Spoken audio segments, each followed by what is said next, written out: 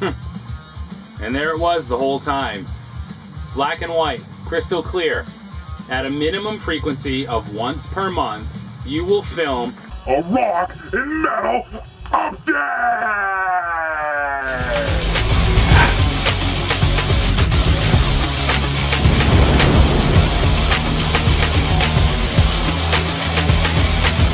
What's going on, vinyl community? Hello YouTube and cheers internet. Never one to break the rules, it's LJ, and I'm here to film my once monthly rock and metal vinyl update. Actually, all rules were made to be broken. I think the last one was a month ago. I can't really remember. The next one, maybe 2 weeks from now, maybe 3 weeks from now, maybe this weekend. Who knows? It's all got to do with free time. But I wanted to go through a pretty cool handful of stuff that I've picked up over the past month, 2 months, and all from different places. To be honest with you, there's a bunch of stuff that really needs to be included in updates, but a lot of times it's either time or I'm just trying to get more familiar with it. But let's jump through the stack. First, I don't normally buy 7-inch singles, but this one popped up and it was pretty cool. It's Joan Jett and the Blackhearts' Fake Friends. This is from a later Joan record, probably around 83 or so. Like I said, I don't normally grab singles, but it showed up and it was in great shape and it was cheap, so I grabbed it. Alright, so next up is two that I'm super excited about. Haven't spun either one of them yet, but no matter because I already know them pretty well anyways. First is Kiss Alive, the Millennium Concert. This is a brand new release. As far as I know, at the time of shooting this video on August 1st, this is not yet available in the US, so this is a European pressing, and it was Brother George here in the vinyl community that actually let me know they were available now in the EU, so I grabbed them. This is an absolutely fantastic concert. This was recorded New Year's Eve 1999, 2000, and it was in Canada, Vancouver, British Columbia. And what's amazing about this is you have all 4 Kiss members on the cover. And what's really cool about that, they actually all play on the album. Whoa! Epic, epic moment in Kiss history. All 4 members are on the cover, and they're on the album too. No sleight of hand, no switch, no ditch, no trickery, no bait and switch. They're actually all here. It's because it's a live show, and it's a fantastic show. Killer old school set list, nothing newer than like 82 or 83, so just a huge trip back through that first period of Kiss. Amazing album. I've heard this concert live, bootlegged a number of times. It's fantastic, and I can't wait to spin it. The second one, along similar lines, and that was the first time that's ever been on vinyl. Kiss Alive 3. It's second time being available on vinyl. But the first run was so limited, it was so hard to get, even I missed it, and then the price just went up to like crazy $200–300. No way. Obviously I have it on CD, I have it on cassette. It's not hard to find on either of those formats. The production on this is insane. I mean, it just sounds so good. So good. And this was recorded on the Revenge Tour, 1992. You have Eric Singer and Bruce Kulick. This is just more of a modern Kiss set, so lots of material from Revenge, lots of material from the 80s. Not at all bad. The family tree of members and bands that folds out of this is killer. So very happy to see both of these available on vinyl. Millennium for the first time, Alive 3 finally reissued.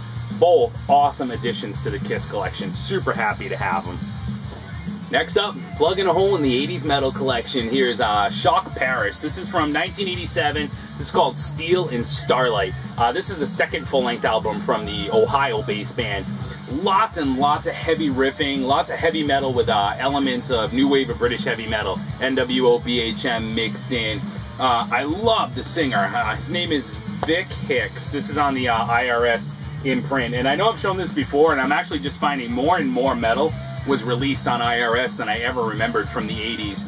So Vic Hicks, the singer, he's kind of like Michael Sweet from Stryper meets Udo Dirkschneider from Accept, and here's the insert.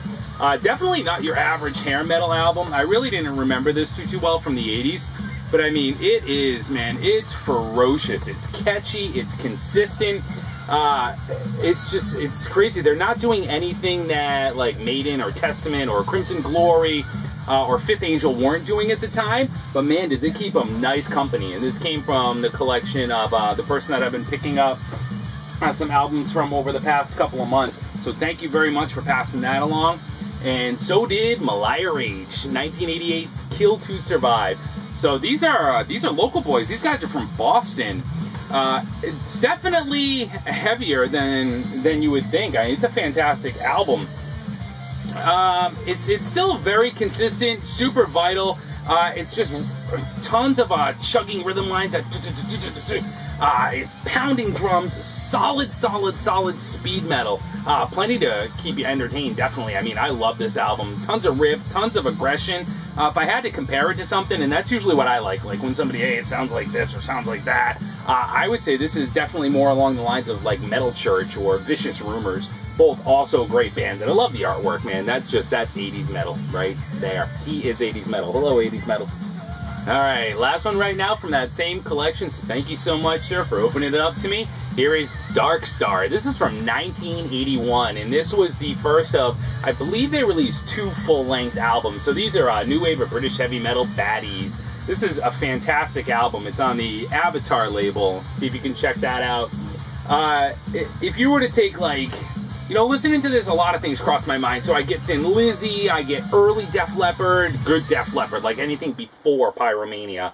I get Diamond Head. It's just a rockin' album. These guys were part of the Metal from Mothers compilation, and definitely overlooked, and they fizzled out way too soon. It's not as heavy an album as the artwork might lead you to believe, but again, think about it. At the time, 1981, the world hadn't seen the Number of the Beast cover from Iron Maiden yet. The world hadn't seen any of the Testament album or Slayer album covers yet. When you see something like that on the shelf in 1981, it catches your attention. So what that leaves you with is an absolutely epic, classic new wave of British heavy metal album. Heavy metal at the time? Hell yes. Heavy metal now? No, things are so extreme at this point, so now it's just a killer hard rock album, and one you should definitely seek out. It's awesome. Alright, next up, here's one that I kind of formed a weird kinship with. I don't know why. This is from High Spirits, and the name of the album is Another Night. This was released in 2011. The lead singer, lead guitarist, bass player, and drummer, all the same guy. Are you kidding me? The same guy made this entire album by himself? No longer do I have any right to get up in the morning and say, oh, I gotta mow the fields today. No way. Unbelievable. This is a High Roller release. Now, quick note on High Roller. I know you can't tell on camera probably, but High Roller, man, they do it right. Their releases are tricky to find, but they're so worth it. Thick cardboard. Look at it. Stays open all by itself. Plenty of room to put stuff in there. Nice, thick, heavy cardstock jacket. Come with polylined inner sleeves. I'll let you check out the vinyl on this one. This is like purple splatter. I mean, normally I don't care about colors. I'd honestly prefer black every day, but that's what it came on. That's what it came on. Here's the insert. Always nice, thick inserts. So this is a one-man band. And not only a one-man band, but the guy's in many bands. And all High Roller releases usually come with this insert that show all the High Roller releases that they've had. And the goal long-term is to get them all. Yeah, right. So let me grab it again. So there's just more layers here than something that has more layers in it. I don't know, think of something that's got a lot of layers in it. Killer pressing, killer packaging, sounds awesome. There's faint traces, and it might just be me, of like a Seventh Son of a Seventh Son Ladies era or Iron Maiden. More Dokken, more melody driven, tons of layered guitars, layered vocals, tons of melodies. I just can't even imagine that one person went in and dropped this. So if you were to think Maiden, late Maiden meets late Dokken, you know, you would have High Spirits. Absolutely brilliant, phenomenal album. Highly worth checking out, and I'm just digging the hell out of this. Now here's the next one. This is one of 2 records that is absolutely kicking my ass right now. Unbelievable. This is another High Roller release, that killer packaging. This is a band from Sweden called Ambush. Absolutely killer. It's just a new wave of traditional heavy metal, and what I mean by that is these new bands that seem to be coming up mostly in Europe, but some in the States as well, that just aim to capture what was done in the 80s and keep it going. That killer heavy metal from the 80s. And so for that, they've been dubbed the new wave of traditional heavy metal. Not imitators, not gimmicks, not copiers, but they wear their influences on their sleeve. They're proud of it, and if that day and age had never ended when grunge came around, it just would have kept going, and these are the bands that would have come out and would have been introduced. They grew up on it, and they're just not recreating it, but continuing it. And for that, it's absolutely awesome. It's going to be hard to avoid. They sound like Iron Maiden, they sound like Judas Priest, Iron Maiden sounded like Judas Priest at the time. Cut them some slack. It's just if that's what your ears like, that's what your ears like. I can't tell you how many goofy singer-songwriters sound exactly like the one before them. That's just what your ears like. I digress. Ambush. Absolutely, absolutely amazing. I mean, it's a sonic assault from the second the needle sets down. Amazingly catchy songs, just furious drumming, soaring Judas Priest-like vocals, again, just right from the time. And speaking of that, it's, you know, it reminds me a lot of Painkiller. And it's as good as anything of its kind released in 1984. So if you gotta put it there, think Defenders of the Faith, Judas Priest. I cannot highly recommend Ambush enough. Absolutely awesome album. Next up, one I've been asked, I can't even tell you how many times have I picked it up and what do I think. And until now, I haven't been ready to discuss it. But here is Judas Priest's newest album, Redeemer of Souls. Did I pick it up? Yes, I picked it up. Was I ready to tell you what I thought of it? No. It was only last night that I actually sat down, uninterrupted, and gave it a full second spin through. And now I'm ready to talk about it.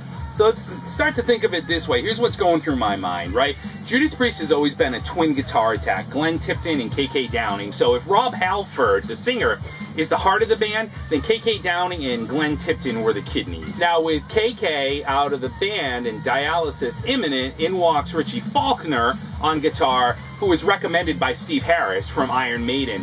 So together, Priest have created a highly worthy entry in one of the grandest metal catalogs ever. The lead-off track, Dragonaut, definitely wouldn't have been out of place on Painkiller. It's just that freaking good. The follow-up, Redeemer of Souls, which is the second track, would have fit in perfectly on British Steel from 1980-81, the early 80s. It's just, you know, it doesn't invent any new ground whatsoever for the band. Quite frankly, it doesn't need to. If you're a fan of all periods, the only thing you're not going to find on here is something from Nostradamus, which had tons of orchestration. So you're just going to have to sit and listen to it and just thank the metal gods that they decided to strap on the leather and studs at least one more time and create a kick-ass offering in the process. So that's a label on vinyl 1. The label on vinyl 2 looks pretty much the same.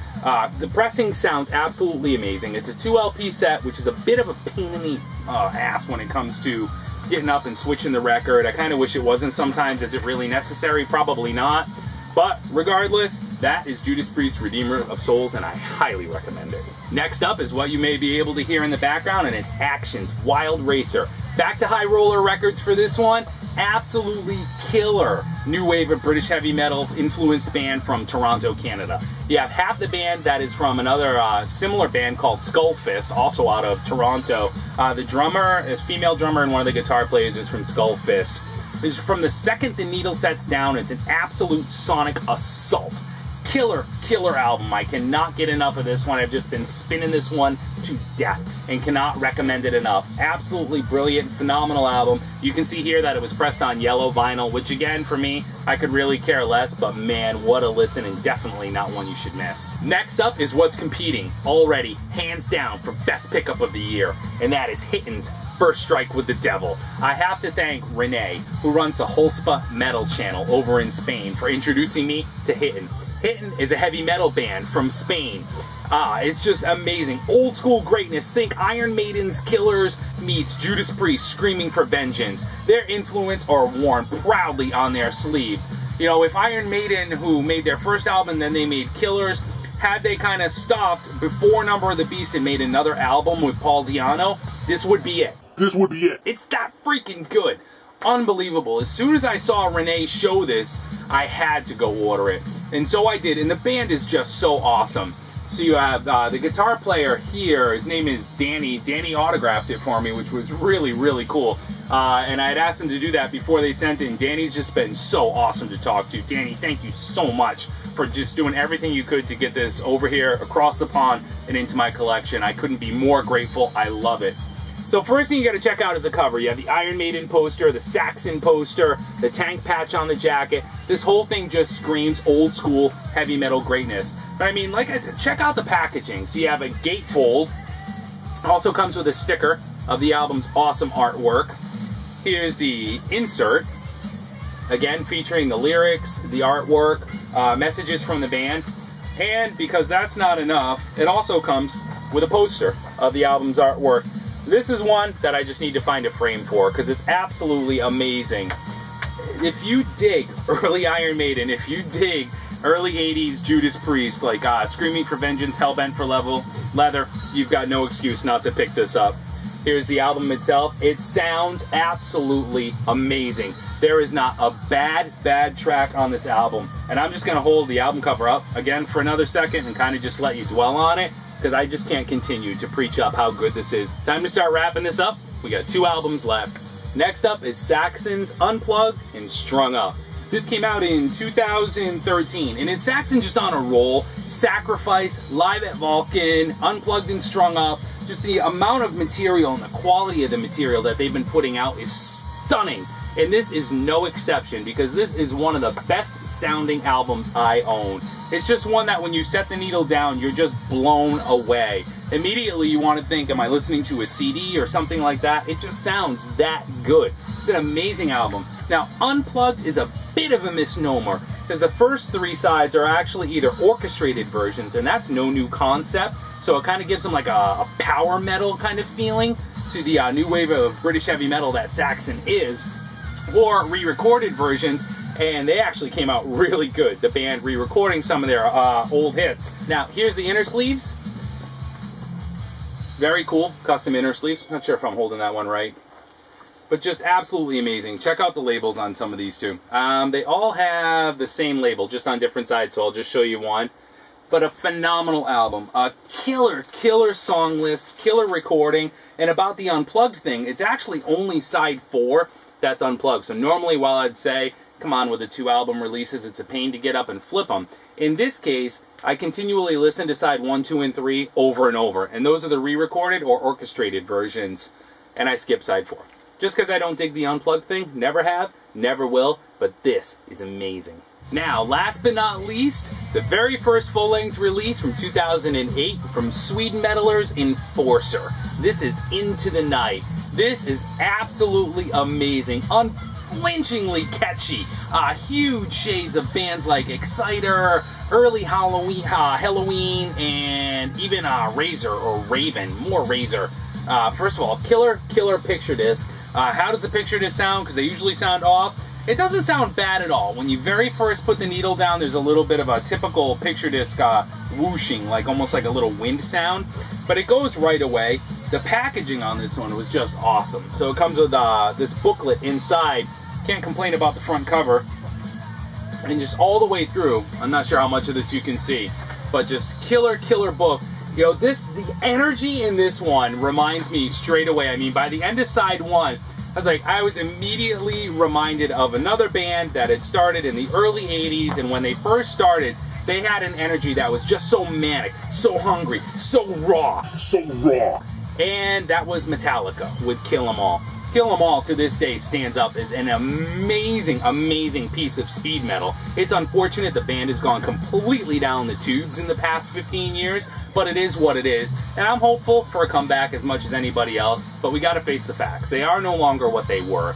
But Enforcer, here with Into the Light, they just recapture that energy, which is awesome. So it's not to compare them to them, but it's just really refreshing to see that a young, hungry band can get up and just still capture that energy. And that's what Enforcer has done. And that is probably the best comparison for this album that I can come up with. If you dig Exciter, if you dig early Halloween, early Razor, or even early Metallica, you're going to dig the hell out of Enforcer, because this album just rips. So that's it from me for this update. Thanks everyone for checking this out. Feel free to leave a comment below if you have one. It's time to get back to this article. There's a BMG music order form in here I might check out, send it in, see if it still works. Later. And I have to thank Renee, who has the Holspa man